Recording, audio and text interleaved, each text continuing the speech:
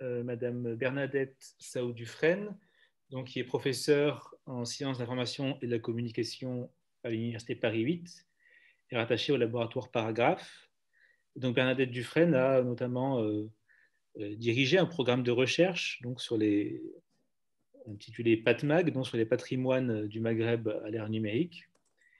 Et elle va intervenir sur la question, donc, intervention intitulée Décrire et éditorialiser les patrimoines du Maghreb, enjeux épistémologiques et culturels. Donc, Bernadette, vous avez 45 minutes maximum. La parole est à vous. Merci infiniment.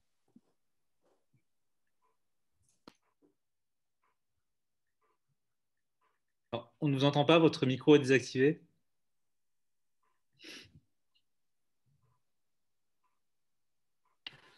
Ah. Merci beaucoup, Mehdi. Merci à vous en tant qu'organisateur et à Augustin, naturellement, et aussi à tous les intervenants qui rendent cette journée absolument passionnante. Donc, moi, pour ma part, je vais présenter un projet qui s'intitule Patrimoine du Maghreb à l'ère numérique, qui a été lancé en 2012. Et donc, évidemment, il y a un certain nombre de points de jonction avec Digimag, mais donc on va les découvrir dans l'exposé. Alors, ce qui m'inquiète, c'est de savoir si je partage. Vous voyez l'écran? Oui, à votre écran. Ah, donc, pardon, moi j'ai la conversation en plein milieu de mon écran, ce qui me gêne un peu. Je ne sais pas comment. Je ne sais pas comment faire pour avoir un écran net. Je crois que vous pouvez agrandir votre fenêtre ou la mettre en plein écran, la diapositive peut-être.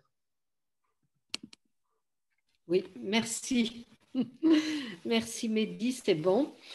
Donc, comme son titre l'indique, Patrimoine du Maghreb à l'ère numérique, un projet qui se situe à l'intersection entre deux champs disciplinaires. D'une part, les sciences du patrimoine, l'histoire du patrimoine étant à considérer dans le vaste champ de l'histoire culturelle, et d'autre part, les sciences de l'information qui s'inscrivent dans le champ des humanités numériques, au premier rang desquels se trouve justement toute la question de la constitution de bases de données. Alors, tout à l'heure, je vous présenterai le site Patrimoine du Maghreb à l'ère numérique, mais pour le moment, je vais vous présenter donc le projet Patrimoine du Maghreb. Donc, c'est un projet partagé entre deux laboratoires, le laboratoire Paragraphe à Paris 8 et le laboratoire HAR, Histoire de l'art et des représentations, à Paris-Nanterre. Donc, du côté de Paragraphe, c'est moi qui représente ce projet, et du côté de HAR, c'est le professeur Rémi Labrusse. Donc, ce sont des patrimoines du Maghreb à l'ère numérique. Ce sont deux projets de recherche financés dans un premier temps par le LABEX Art H2H.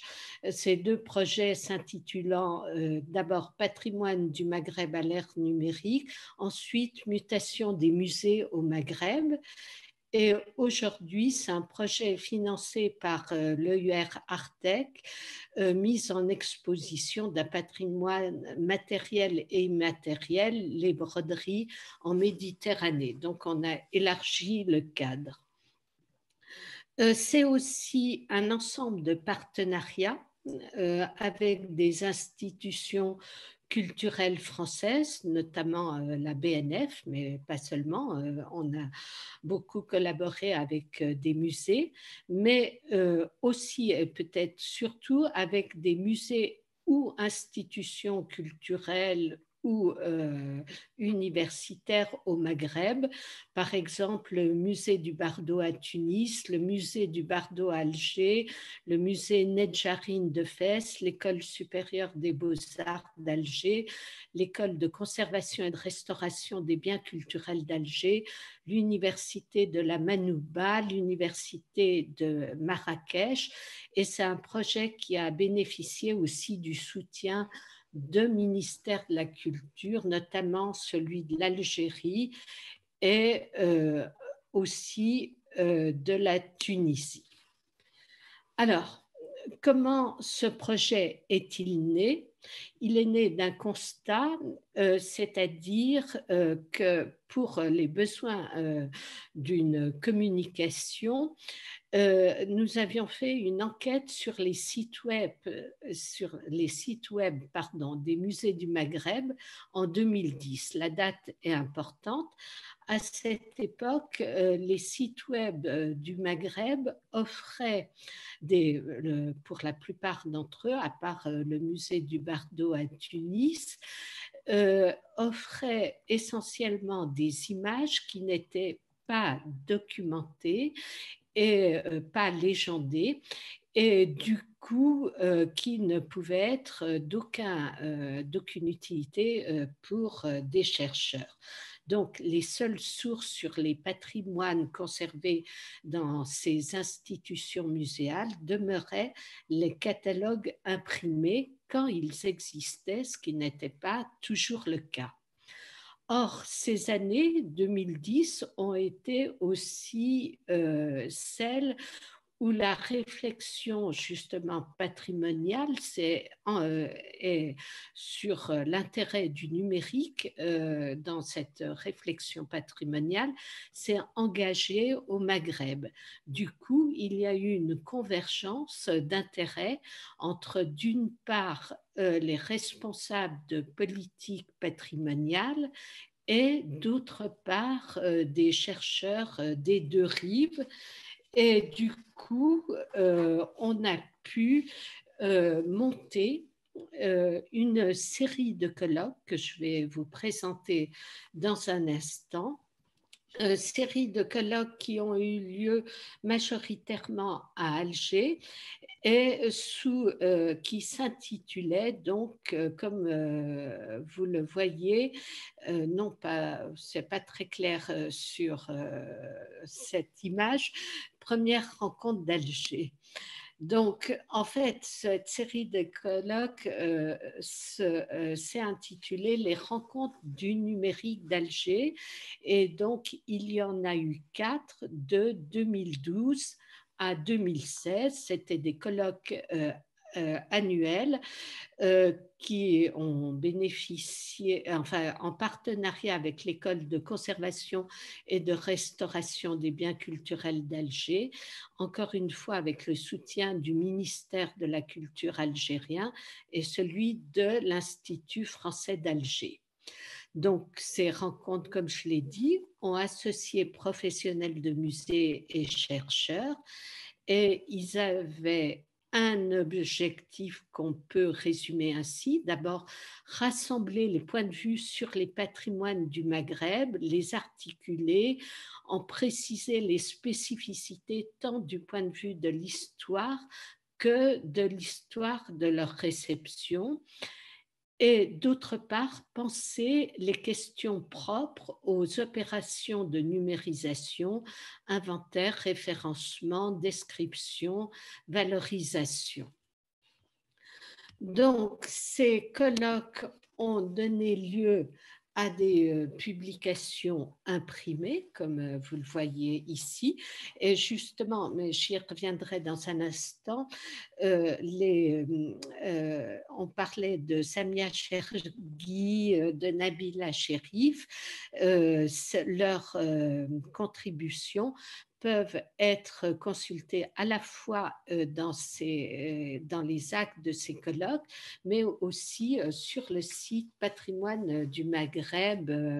On va y revenir vraiment dans très peu de temps.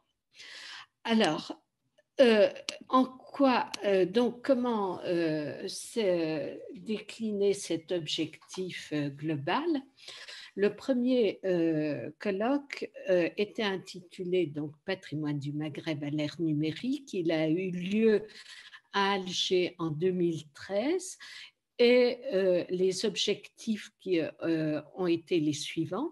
D'abord, s'interroger sur la définition du Maghreb comme ère culturelle. Ça n'allait pas de soi, donc je me permets de renvoyer à la publication pour la synthèse qui a été faite de ce point de vue-là. Montrer du double point de vue de l'histoire et de l'histoire culturelle à la fois la communauté de patrimoine au Maghreb, les moyens de sa transmission, les problèmes posés, qu'il s'agisse de la définition du musée ou de la réception du patrimoine maghrébin. Et là, je renvoie notamment à un article de Rémi Labru sur cette question de la réception. Ensuite, le dernier objectif, c'était aussi penser la déconstruction critique des opérations de numérisation. Comment a été pris en compte le contexte de la numérisation, quels sont les modèles à l'œuvre, quels sont les héritages de l'époque coloniale du point de vue du référencement et des classifications, quels sont les éléments du contexte contemporain intervenant dans la numérisation, quelles sont les sources spécifiques, par exemple les documents liés aux biens à Bous. Donc, ce premier colloque a été suivi l'année suivante d'un colloque portant plus spécifiquement sur les inventaires et qui était donc focalisé sur les questions que posait la numérisation au regard de l'inventaire, comme liste d'abord, qui, du point de vue juridique, atteste du classement d'un objet mobilier ou immobilier comme patrimoine. Ensuite, parce que l'inventaire suppose une description de l'objet et pose de ce point de vue donc deux questions. La question de la classification et celle de la terminologie. Et donc, dans ce colloque, il a beaucoup été question du manque de thésaurus pour disposer d'un vocabulaire normalisé. Non seulement d'un vocabulaire normalisé, mais aussi d'un vocabulaire permettant de décrire plus finement les patrimoines, par exemple, architecturaux ou les objets d'artisanat populaire. Donc, il y a dans ce volume, enfin, dans les actes de ce colloque, une réflexion qui s'est déployée de plusieurs points de vue, les échelles, la valeur, les échelles du patrimoine, les échelles possibles de l'inventaire des patrimoines, la valeur symbolique, naturellement, la constitution et la sélection des patrimoines, les problèmes de terminologie et de ressources documentaires, la thématisation justement en vue du référencement, les conceptions et techniques documentaires et on y reviendra dans un instant aussi, les recherches à l'origine de nouveaux inventaires à partir de fonds d'archives situés au Maghreb, et notamment en ce qui concerne le patrimoine ottoman. Et donc, la nécessité aussi, comme je l'ai dit tout à l'heure, de nouveaux champs de description. Alors, troisième colloque, il s'est tenu à Constantine est sur le thème de l'exposition. Alors, c'est un colloque dont les annexes sont toujours en cours de constitution, puisqu'on cherche à faire un état des lieux aussi exhaustif que possible de toutes les formes d'exposition qui animaient la vie du Maroc à la Tunisie, en passant naturellement par l'Algérie. Et donc, ce colloque dont les annexes et les publications seront bientôt disponibles en ligne visait à dresser une typologie des expositions au Maghreb, à proposer donc des repères temporels dans l'émergence des différentes formes d'exposition et à en étudier les effets sur différents plans, constitution de discipline, évolution de l'histoire de l'art et affirmation des identités. Donc, tout à l'heure, Juliette a présenté les salons tunisiens. Évidemment, ça sera par exemple une des sources qui fera partie de cet inventaire qu'on espère assez exhaustif de ces expositions.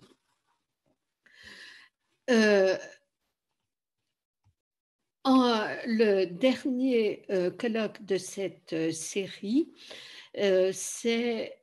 portait sur un point de vue beaucoup plus contemporain, c'est-à-dire celui de la valorisation du patrimoine.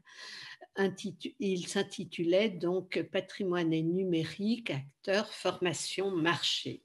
Il s'agissait de comprendre dans quelle mesure la numérisation du patrimoine pouvait servir le développement d'un tourisme culturel, quels pouvaient être les fondements d'une valorisation du patrimoine, quels en étaient les acteurs, entreprises étatiques, privées et société civile. Et la société civile, je tiens à le souligner, est vraiment partie prenante, notamment à travers les réseaux sociaux, justement de la oui, parfois de la préservation, mais en tous les cas de la valorisation du patrimoine. Et donc, quel impact cet objectif de valorisation du patrimoine avait ou pouvait avoir sur les formations? Donc, ce sont des communications accessibles en ligne, mais je ne vais pas aller sur le lien parce que j'aurais peur de ne pas pouvoir revenir facilement. Mais donc, si certains sont intéressés, ils peuvent trouver ces communications donc sur le site Patrimoine du Maghreb hébergé par hypothèse.org. Alors, ce cycle c'est clos et lui a succédé donc un nouveau projet, Mutation des musées au Maghreb, dont la première édition a eu lieu au MUSEM à Marseille en 2018. Et il s'agissait d'un colloque sur les musées d'art populaire en Méditerranée, héritage et remise en cause. Alors, la problématique générale pour ce deuxième projet, c'était de poser donc la question suivante: comment les musées d'Algérie, du Maroc et de Tunisie peuvent-ils intégrer leur histoire dans leur identité présente sur un double plan, celui de leur constitution à l'époque coloniale et celui de leur redéfinition à partir des indépendances. Et donc, l'idée sous-jacente était que le domaine de la muséographie était aujourd'hui en pleine mutation, notamment du fait des transformations induites par la numérisation du patrimoine. Et donc, il était possible d'envisager des dispositifs in situ pour rendre compte de cette histoire complexe.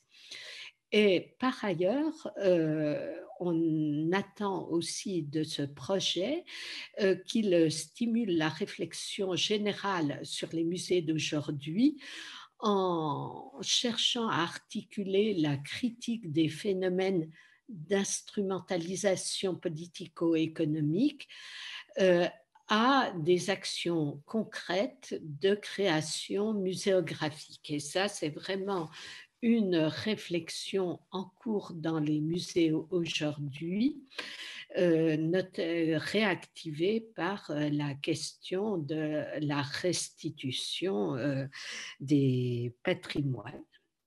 Donc, le premier terrain d'application a été celui des musées d'art et traditions populaires, un genre prédominant au Maghreb, et les actes de ce colloque, la parution des actes de ce colloque est prévue pour le dernier semestre de cette année. Donc, voilà ce qu'il en est pour la partie passée. Alors, ce qui m'a semblé ensuite intéressant, c'est parce que je trouvais que les intitulés des deux projets Digimag et Patrimoine du Maghreb à l'ère numérique étaient assez proches. Donc, j'ai fait un tableau pour voir à la fois les convergences et les différences. Donc, Patrimoine du Maghreb, comme je l'ai dit, ce sont deux laboratoires avec les chercheurs des deux rives et donc des partenariats qui ont eu lieu à l'occasion de différentes actions. Digimag, en revanche, s'appuie sur un groupement d'intérêt scientifique et vise une inscription dans Humanum. Donc, les acteurs correspondent, à mon sens, à deux moments de la numérisation différents. Quand on a commencé, je pense que en 2011-2012, il n'y avait pas cette pensée globale offerte par Humanum où ça en était les débuts, en tous les cas. Donc, en revanche, les deux projets ont un objectif commun, l'identification des ressources et des fonds concernant le Maghreb et la création de corpus thématiques. Donc, pour Patrimoine du Maghreb, nos enquêtes se situent essentiellement dans les institutions patrimoniales françaises et maghrébines. J'aurais pu d'ailleurs les mettre au pluriel, il n'y en a pas qu'une. Et pour Digimag, dans les institutions de conservation en général. Les champs de recherche, notre champ de recherche est très large, mais beaucoup moins large que celui de Digimag qui englobe tout le champ des sciences sociales. La visée scientifique, je vais y revenir dans un instant, c'est la méthodologie de la redocumentarisation des patrimoines du Maghreb, pour patrimoine du Maghreb à l'ère numérique. En revanche, pour du Digimag, c'est aussi plus large, c'est la structuration des ressources numériques françaises sur le Maghreb et la cartographie des fonds existants. Donc, vous me dites, Mehdi, si je ne traduis pas bien le projet de Digimag. Donc, nous, notre méthode, j'y reviendrai dans un instant, je ne m'y attarde pas beaucoup, mais au cœur de notre méthode, il y a quand même une mise en perspective critique et d'autre part, le problème de l'éditorialisation nous intéresse particulièrement. Donc, les moyens mis en œuvre pour nous, c'était à la fois ces rencontres et des actions de formation au Maghreb et en France à destination des étudiants. Et je pense que Digimag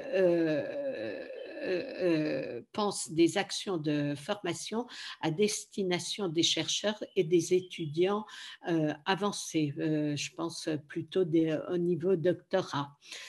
Les impacts attendus sur le plan de la science et sur le plan social, pour nous, c'était vraiment une sensibilisation aux enjeux du numérique dans les pays du Maghreb et la contribution à la mise en place d'un inventaire systématique, la réflexion sur la valorisation économique, la nécessité aussi de la mise en place de formations spécifiques. Et pour Digimag, il me semble que c'est davantage assurer la visibilité des corpus relatifs au Maghreb, de modifier de ce fait le rapport au champ d'études du GIS et faciliter la formation. Il y a eu des petits problèmes de mise en page. Et donc, en ce qui concerne la valorisation, nous avons élaboré un site qui demande à être actualisé. Et là, c'est un vrai problème pour nous, c'est celle de la maintenance. Et nous avons aussi réalisé des sites annexes de vulgarisation scientifique que je présenterai tout à l'heure. Et nous restons attachés à l'édition imprimée avec la publication des actes de colloque. Je pense que le grand objectif en matière de valorisation pour Digimag, ça sera le portail donnant accès aux différentes ressources. Alors, quels sont les apports à mon sens, de ce projet patrimoine du Maghreb à l'ère numérique. Je voudrais, avant d'aborder notre méthode, lire avec vous cet extrait de Jacques Berck que j'ai mis en exergue d'un article sur l'inventaire, justement de mon article sur l'inventaire. On perd la chose pour ne prendre en compte que le signe sans la chose ou le mot délesté de la chose. Voilà pourquoi on essaie de construire des univers de signification, mais ne signifiant rien et à terme, nous le disons, communiquant tout sur rien. Lorsqu'on parle de la révolution informatique de notre temps, lorsqu'on parle de banque de données, données de quoi et par qui et sur quoi? Voilà trois formidables interrogations auxquelles il n'est pas répondu. Qu'est-ce qu'une donnée? Y a-t-il jamais des données qu'on puisse détacher de leur objet véritable, de leur origine, de leur finalité? Et puis, l'on emploie le mot de banque. Est-ce pour dire qu'une donnée peut être comparée à une monnaie, un titre fiduciaire? Y aura-t-il donc sur cette circulation de données les mêmes abus que sur et par la monnaie, la même exfoliation d'avec l'humain? Alors, si j'ai tenu à citer Jacques Berg, c'est parce que je pense qu'il éclaire, que cette réflexion éclaire la méthode que l'on a mise en place et qui me semble un apport justement du projet Patrimoine du Maghreb à l'ère numérique. Et j'en viens donc à, aux questions épistémologiques, vues d'abord sous l'angle numérisation et historiographie.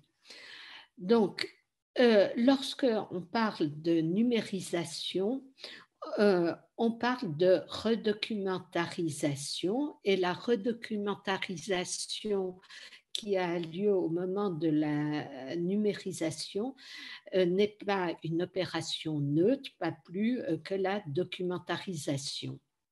La redocumentarisation désigne le moment où l'on inscrit sur un support numérique soit des contenus déjà existants, soit des contenus nouveaux, et le fait même de pourvoir de métadonnées ces contenus et d'introduire à travers l'indexation des hyperliens permet de créer de nouveaux corpus, de nouvelles collections, selon le point de vue qui préside à l'organisation des connaissances. Pour autant, donc, cette redocumentarisation, comme l'a dit déjà Claudine Piaton il y a un instant, s'appuie, dans le cas des patrimoines du Maghreb, sur des sources déjà existantes, et la particularité de ces sources, c'est qu'elles ont été constituées, pour la majeure partie d'entre elles, à l'époque coloniale. Donc, je me permets de renvoyer à l'analyse que nous avons faite de cette historiographie du patrimoine dans les actes de colloque que j'ai déjà mentionnés.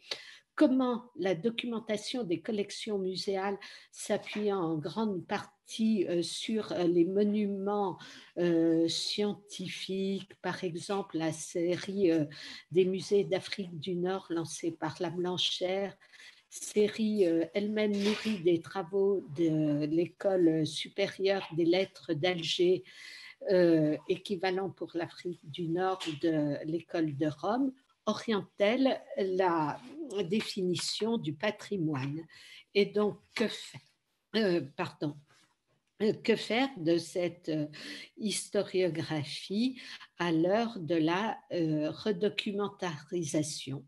Je renvoie aussi, toujours dans ces actes, aux analyses d'Hussein Keshani de Mohamed Chadli en ce qui concerne plus particulièrement les collections d'art islamique, les modèles auxquels leur référencement et leur description obéissent. Et je voudrais donc souligner que ces premiers défrichages ont fourni 2 points de méthode: recenser les sources existantes, mais aussi les contextualiser. Et ça me semble essentiel pour une mise en perspective critique. Ni le point de vue de la documentation, ni celui de la redocumentarisation, ni celui des collections ne sont neutres. Il me semble qu'ils doivent être articulés à la fois avec les contextes dans lesquels ils sont nés et prennent sens, et avec le contexte présent de la recherche. D'où 2 points de méthode qui devraient, dans l'idéal, être corrélés: collecter les sources, mais aussi, et en même temps, les contextualiser, contextualiser aussi bien les contenus de la science coloniale que ceux constitués dans le cadre des institutions patrimoniales ou de la recherche à l'époque postcoloniale. Alors, pourquoi me semble-t-il important de les contextualiser? Parce que l'inclusion des fonds patrimoniaux ou leur exclusion peuvent être également problématiques du point de vue de la recherche. L'exclusion, donc, est un problème que j'ai analysé. À l'époque coloniale, prédilection pour le patrimoine romain aux dépens d'autres patrimoines de l'Antiquité comme le punique, aux dépens du patrimoine islamique ou de l'architecture ottomane. Et il y a aujourd'hui un rattrapage. Donc, si la science de l'époque coloniale fournit des éléments de connaissance, voire dans une moindre mesure, mais quand même, c'est important, des éléments de préservation du patrimoine, elle témoigne quand même d'intérêt spécifique à une époque et à une idéologie et évidemment au contexte politique. De son côté, Hussein Keshani montre que l'inclusion peut être aussi problématique. Il s'appuie sur un exemple britannique, la recherche sur le patrimoine islamique qui a bénéficié de financement stratégique. Alors, pourquoi stratégique? Parce que cette recherche a été jugée importante pour prévenir l'islamisme radical et sauvegarder la cohésion sociale. Et donc, Keshani explique ainsi que la numérisation peut être facilitée de ce type de patrimoine, peut être facilitée par un État désireux de former un jeune musulman coopératif et compatible.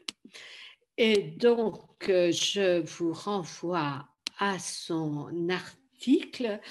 Il montre, à mon sens, extrêmement bien, justement, les différentes dimensions politiques qui, encore une fois, sont à prendre en compte à la fois dans le contexte colonial et dans ce contexte post-colonial.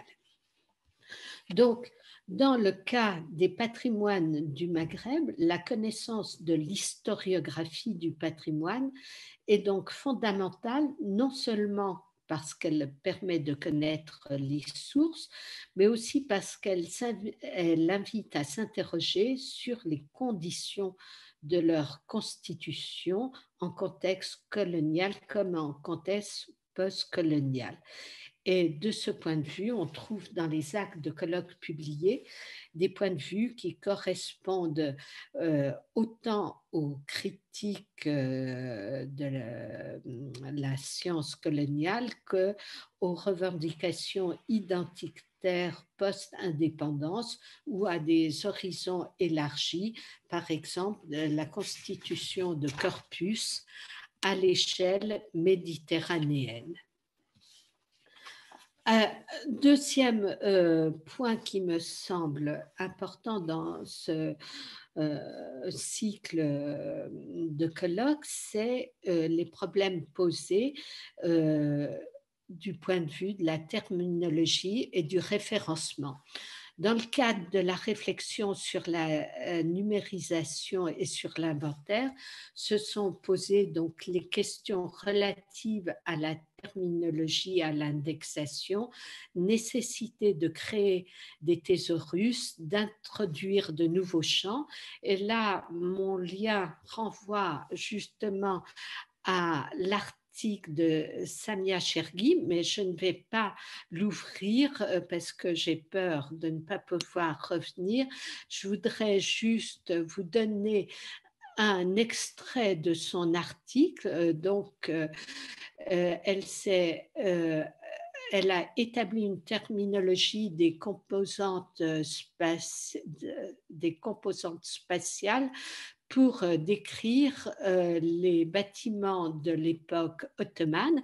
Donc, vous pouvez retrouver, elle a fait beaucoup plus que ça, donc vous pouvez retrouver son article à la fois en ligne et dans les actes du colloque.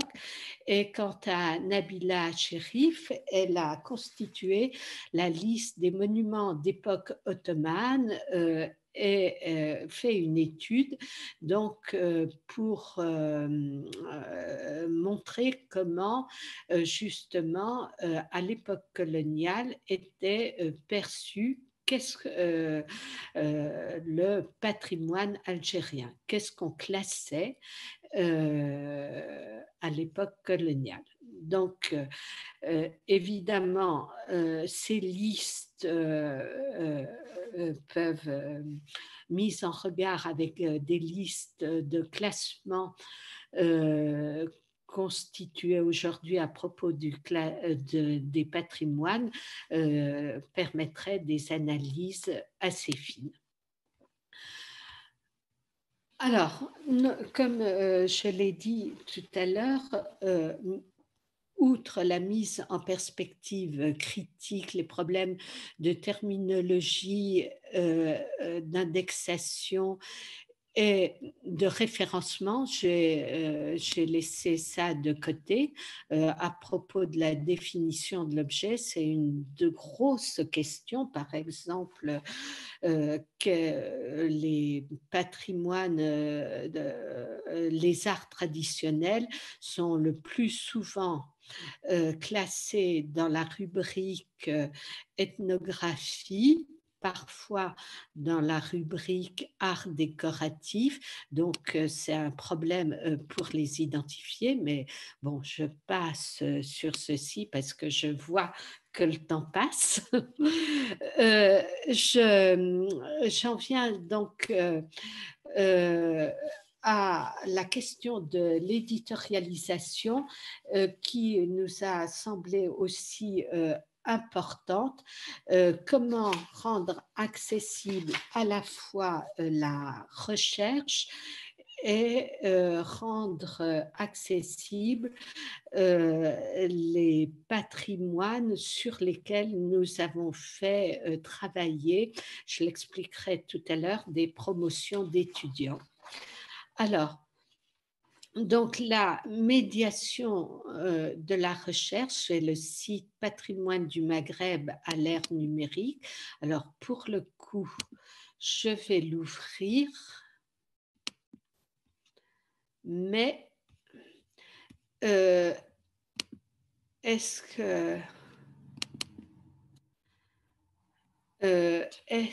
que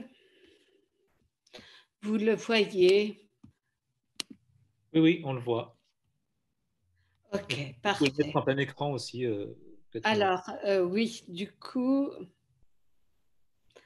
hop, toujours j'ai toujours cette... que m'aviez-vous dit, Mehdi, pour me débarrasser de la conversation provisoirement? Simplement mettre la fenêtre en plein écran, Ah, agrandir. ok, Voilà. merci beaucoup. Donc, voilà, alors ce site est un site qui a besoin d'une réactualisation. Pourquoi est-ce un site de médiation de la recherche? Parce que naturellement, on y a présenté les colloques avec, comme je vous l'avais dit, non, c'est d'ailleurs pas cette page-ci. Parfois, les communications de ces colloques mises en ligne. Certains instruments, par exemple, le dictionnaire des artistes algériens est extrêmement consulté, c'est la rubrique la plus consultée. On y a mis aussi donc des parutions, des réalisations, là, par exemple, Regard croisé sur l'École supérieure des beaux-arts, ce sont les sites de vulgarisation scientifique sur lesquels je vais revenir dans un moment. Mais bon, on a mis les liens, y compris avec Digimag. Ça a été une actualisation récentes, donc avec les revues ou institutions qui travaillent sur des sujets similaires ou proches. Donc, c'est une vitrine de la recherche d'écologues, mais il y a aussi certains instruments de recherche ou certaines publications, par exemple sur la législation sur le patrimoine, ou bien sur le dépôt légal, etc., qui nous semblent des outils utiles. Et donc, on est loin d'avoir des rubriques qui nous satisfassent pleinement, mais c'est en cours d'élaboration et surtout d'actualisation. Alors, en revanche, ce site nous permet aussi d'héberger les travaux de nos étudiants, ce que j'appelle la vulgarisation scientifique. Et par exemple, sur les palais du Maghreb à l'époque ottomane, alors là, si je clique, je dois, bon, tant pis, je l'ai fait, je dois du coup partager à nouveau l'écran.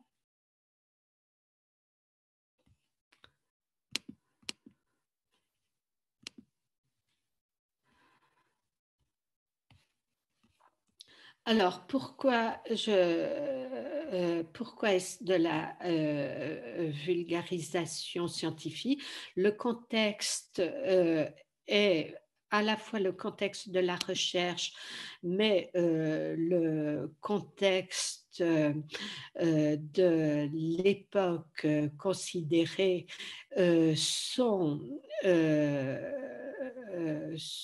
explicités. Le contexte historique, donc l'Empire ottoman présenté par un historien algérien, Ismet Touati. Les palais ont fait l'objet d'une fiche monographique puisant à plusieurs sources, avec une bibliographie qui, selon les palais, est plus ou moins développée. Alors, ce qui m'a fâchée, c'est que des éléments s'affichent difficilement. Par exemple, là, on aurait dû avoir les images. Alors, je ne sais pas, il faut réactualiser les sites et surtout la frise chronologique a disparu. Donc, je pense que Wix n'est pas du tout un bon instrument pour la pérennisation de ces sites. En revanche, de ces recherches, en revanche, la carte est demeurée. C'est long à s'afficher. Bon. C'est trop long, donc je reviens sur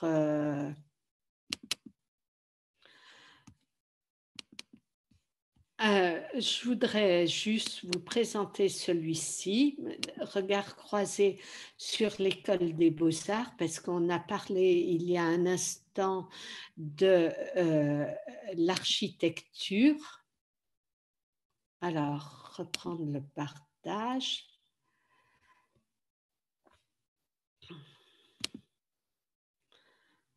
Est-ce que c'est ça? Non, là, je me perds. Voilà, c'est ce que je craignais. Voilà, non, c'est ça.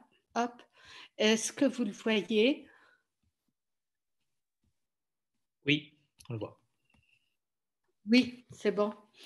Alors, justement, tout à l'heure, il y a eu une question sur euh, l'architecture des constructions scolaires et l'architecture de la ville d'Alger. Donc, ce sont deux points abordés pour l'architecture de la ville d'Alger succinctement et pour l'architecture de l'école des beaux-arts plus précisément, donc avec référence effectivement à la revue Chantier. Vous avez aussi dans ce site des éléments qui n'avaient jamais été publiés de manière synthétique sur l'histoire de l'école des beaux-arts, donc depuis la fin du 19e jusqu'à aujourd'hui et l'évolution des enseignements. Vous avez aussi des fiches sur les artistes, donc c'est plus qu'un site, disons, vitrine, c'est donc des sites élaborés sous notre conduite par les étudiants et l'apport qui est propre aux étudiants, ce sont les rencontres qu'ils ont faites. Alors, une partie pour les institutionnels, ce sont des rencontres que nous avons guidées, et une autre partie, ce sont des rencontres avec les étudiants actuels de l'école des beaux-arts. Et donc, voilà. C'est des sensibilités contemporaines. Donc, du coup, ces sites de vulgarisation, pour ma part, j'en suis flûte. C'est pas ce que je voulais faire. Hop. J'en suis assez. Je trouve qu'ils apportent beaucoup d'éléments et rendent la recherche, à mon sens, assez attractive. Et je pense que c'est peut-être une idée à conserver dans le cadre de Digimag. Donc, pour conclure, sur le monde d'après, quelle articulation entre le projet Patrimoine du Maghreb à l'ère numérique et Digimag? Il me semble qu'il y a plusieurs points de contact. Sur le plan de la structuration des ressources. Donc, ça, je partage tout à fait le point de vue de Digimag sur la nécessité d'inscrire ses recherches dans un portail dédié aux études sur le Maghreb. Et il me semble que le côté patrimoine peut trouver sa place au sein de ce portail. Sur la nomenclature, évidemment, on l'a dit plusieurs fois, nécessité de créer, d'utiliser un vocabulaire partagé, a fortiori dans un cadre multilingue. Sur la constitution de fonds thématiques à partir de sources disséminées, tous les projets de recherche heurtent à cette difficulté ou à cette richesse, après tout. Et ce qui me semble aussi, alors peut-être pas encore engagé véritablement par Digimag, mais un point important, c'est la réflexion sur l'éditorialisation des recherches. Et une suggestion parmi les formes d'action possibles, c'est aussi un atelier de réflexion, un groupe de travail débouchant sur un livre collectif autour d'un thème. Alors cette idée-là me vient de ce que, à partir du travail sur les palais du Maghreb à l'époque ottomane, on a constitué une documentation tellement riche qu'il est impossible de la faire tenir dans un site et que donc la publication imprimée est en cours parce que ça nous semble vraiment intéressant d'avoir constitué ce corpus. Voilà, je vous remercie pour votre attention et j'arrête le partage. Merci beaucoup Bernadette pour cette très riche présentation. Je pense qu'il soulève plein de questions d'ordre épistémologique sur les enjeux des archives et aussi qui nous aide, nous Digimag, à nous positionner par rapport à d'autres projets existants et qui montrent l'intérêt qu'on a à discuter en fait de toutes ces questions. Alors, il y a déjà quelques questions justement dans le chat sur des questions des précisions qui sont demandées sur le titre. Le titre de votre colloque était Georges-Henri Rivière et le musée d'art populaire. Oui, oui, alors ça c'était circonstanciel parce que c'était le moment où Georges-Henri Rivière faisait l'objet d'une sorte de célébration au MUSEM et donc effectivement il a été le conseiller en tant que président de l'ICOM d'un certain nombre de musées au Maghreb, comme le musée de Tipaza, mais finalement, dans la publication, l'accent n'est plus mis sur Georges-Henri Rivière, mais effectivement, c'était le titre du colloque au MUSEM. Merci. Une autre précision qui est demandée. Alors, je ne suis pas sûr de comprendre la formulation du patrimoine islamique ou de l'architecture ottomane. Y a-t-il une raison pour ne pas intégrer le premier au second? Ah oui, vous auriez donc distingué architecture ottomane et patrimoine islamique?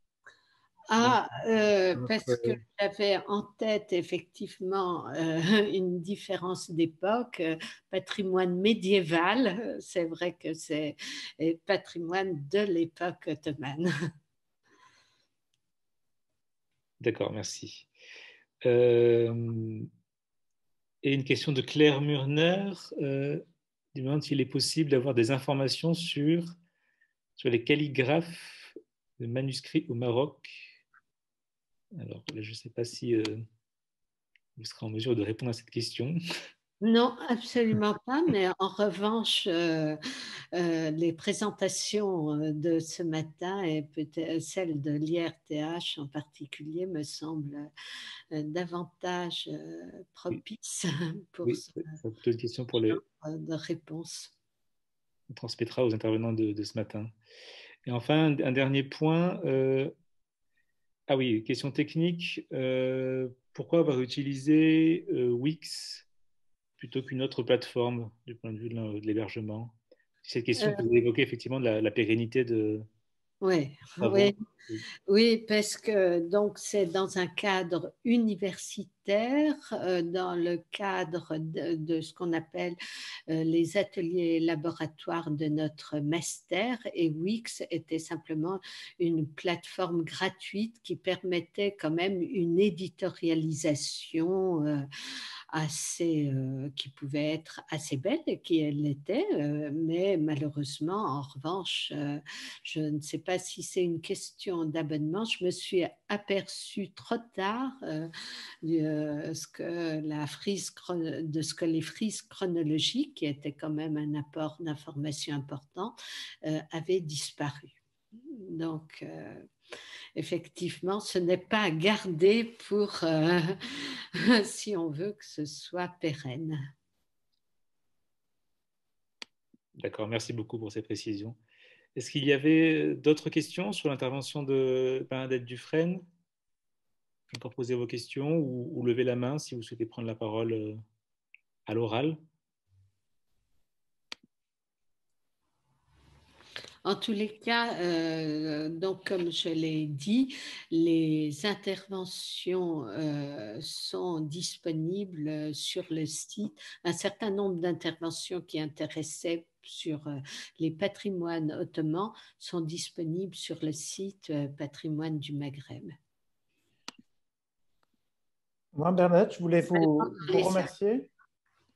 Je voulais vous remercier, Bernadette, et vous remercier spécialement d'avoir réfléchi au lien possible entre votre expérience et Digimag. C'est vrai que ce retour d'expérience est très précieux pour nous.